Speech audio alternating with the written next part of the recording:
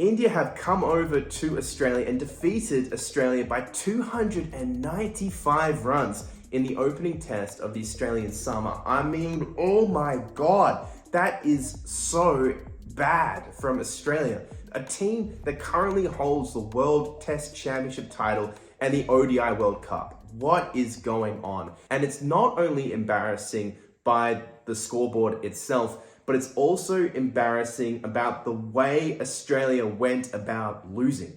Australia has appeared to have employed illegal bowling tactics, which is basically saying they cheated. And they didn't even win. How bad and pathetic is that? So what's happened is that at the end of day 3, India's just absolutely demolished Australia with the bat. And Australia don't want India to declare. Kohli is on his way to a century, and it appears that India will declare once he reaches a century. So what Australia tries to do is they try to slow down the game. And what they do is they give the ball to Marnus Labuschagne, who firstly all day had been bowling this rubbish medium pace, a bunch of half trackers hoping to catch Yaswald and Rahul out in the deep. Didn't work. Anyway, they gave him the ball again to bowl his usual leg breaks. And what he was doing was very weird and caught the eye of cricket pundits around the world. What he was doing was he was continuously bowling the ball down leg. And that was considered by the umpire as negative tactics, as it was slowing the game down.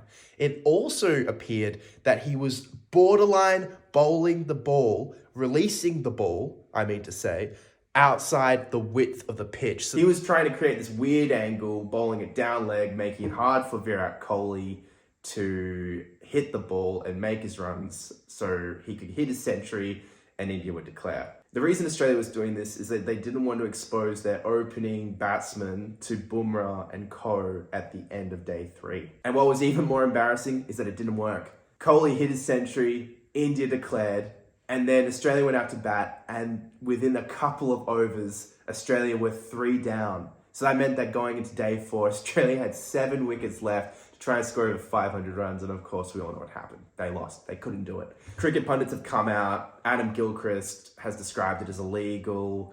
England great Michael Vaughan has said he hasn't seen anything like this in world cricket. And more importantly, I thought Australia moved on from this style of cricket. It seems like they've got this kind of image problem at the moment, because back in the day, Australia would basically openly cheat. There'd be a team that would intimidate their opponents through, sledging and, these dodgy tactics where they'd run across the field and what's so not. I don't condone any of that. But the thing is it worked. And Australia was a team to be feared. But obviously Australia was caught out eventually. They went too far in 2018 with the sandpaper saga. And in the years since then, they've tried to turn this reputation around. Australia was trying to be all nice. They were under the guidance of Tim Payne, who was meant to be this nice guy. Well, we all know what he actually really was when his true colours were revealed. But yeah, they've been sort of caught in this in-between spot. And this is the latest instance of them being a little bit like the character of old, but in kind of this weak and pathetic way, because the team claims to not be this anymore, but then they're employing these kind of dirty tactics. All I have to say, I don't condone cheating, but if you're going to cheat, be a man about it and own it. Don't try and hide behind this facade of being a nice guy. Anyway, this instance had come after an incredibly despondent performance by Australia in the field. Marnus Labuschagne was called on early to bowl medium pace, and he was just rubbish. It was a really dark day. Labuschagne was bowling all over the place. He was bowling these half trackers, and the way that the field was set, and I want to get into this, it was like an ODI game. They were trying to catch the Indian batsmen out in the deep. But the thing is India didn't have to score fast, so I don't quite get what Cummins was thinking with these field placements. And let's go into that a little bit deeper, because those field placements cost Australia. There was an instance early on in Yaswald's innings where Cummins was bowling to him and Yaswald lofted the ball to third man. Third man Travis Head, though, was 10 metres in off the boundary. So the ball flew over his head and landed, didn't go for 6, but Head was nowhere near it. And Yasval went on to score 150, and credit to him, incredible performance. But that shouldn't have happened. I sound like I'm having a go at Cummins here, and it's because I am. And also his bowling was the worst that I've ever seen from him. He was very loose. It looks like he hasn't played in months. He was often bowling the ball too full and was getting punished for it. But it feels wrong going after Cummins because he's such a fantastic player. We all know how good he is. He has held the #1 spot as a test bowler in the world for a decent amount of time now for a reason. Unbelievable player. So I don't know where this terrible performance has come from. And he's clearly a decent captain. Australia currently has the World Test Championship, as mentioned, and they also won the Ashes under his captaincy. So I don't really get it. And all of this came, especially the bowling performance, after Bumrah had cleaned up. He showed Australia's big four, that being Hazelwood, Stark, Cummins, I guess Lyon and Boland in there. Lyon doesn't really count. But yeah, he showed them how to do it in their own backyard. He was so good. And he humiliated not only the Australian bowlers, but Australia's top order. And where do I start? It feels wrong having a go at Nathan McSweeney. He had a terrible game, but he's just a kid. As I said, when I talked about the possibility of him opening the batting in my tier list video, I recommend you check it out if you haven't already.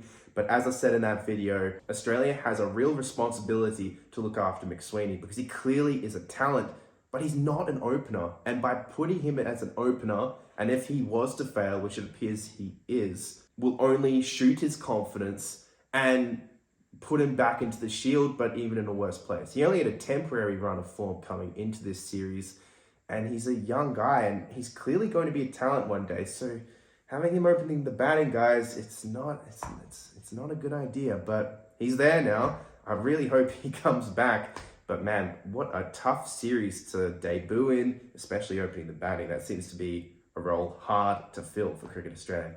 And then, more importantly, I don't mean to have a go at Nathan McSweeney, but the real focus needs to be on Steve Smith and Marnus Labuschagne. Those two guys, for years, have been the backbone of the Australian batting lineup, and they are looking so shaky at the moment. And this has been coming for a little while. It's not completely unexpected, but the level that these guys are at, being so low now, is really alarming. Labuschagne has been off for a little while now, but coming out to bat in that first innings, he was playing and missing at so much. He was looking terrible, and then got out not playing a shot in the second innings. That is very village. And then Steve Smith is looking like a player on the decline. I don't want to call it just yet because we're only at the start of the series, but in the past, it was impossible to get him out LBW. He nearly got out LBW in the second innings, and even at that point, he'd been struggling. He was playing and missing and stuff. He tried to, I think, pull one and was hitting the ribs and was winded. And in both innings, he was dismissed cheaply. That is a real problem. That is probably Australia's biggest concern at the moment, is those two. McSweeney in the opening spot is an issue, but 3 and 4, got to fix it. Head and Mitch Marsh showed it can be done. And India themselves showed it could be done. And I want to talk about them because you got to give credit where credit is due. India were unbelievable with bat, ball, and in the field. A superb performance showing Australia how it is done. Yasval, that kid is something special. He is a star in the making. I don't think there is a young batsman in world cricket right now with the potential that Yasval holds. And that innings he put together where he scored 150 in Australia in the second innings to basically cement the match was such a statement performance. I'm really excited to see where this kid goes. He is incredible. And I don't want to forget KL Rahul. What a solid knock. This man is class and often flies under the radar and is not getting much attention at the moment, but I just want to shine a light on him for a second because he looked very good out there.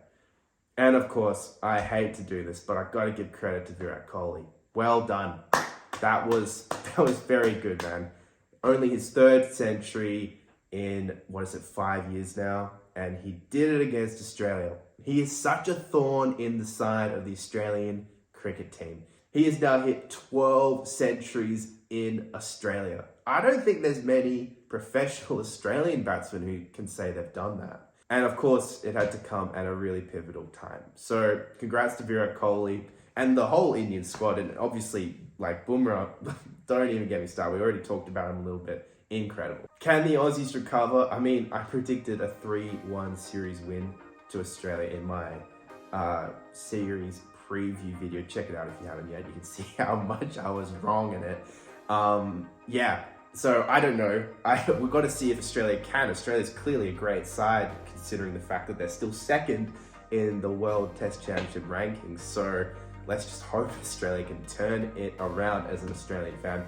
Let me know what you think in the comments down below. And yeah, subscribe if you want to see more content like this. Cheers, guys.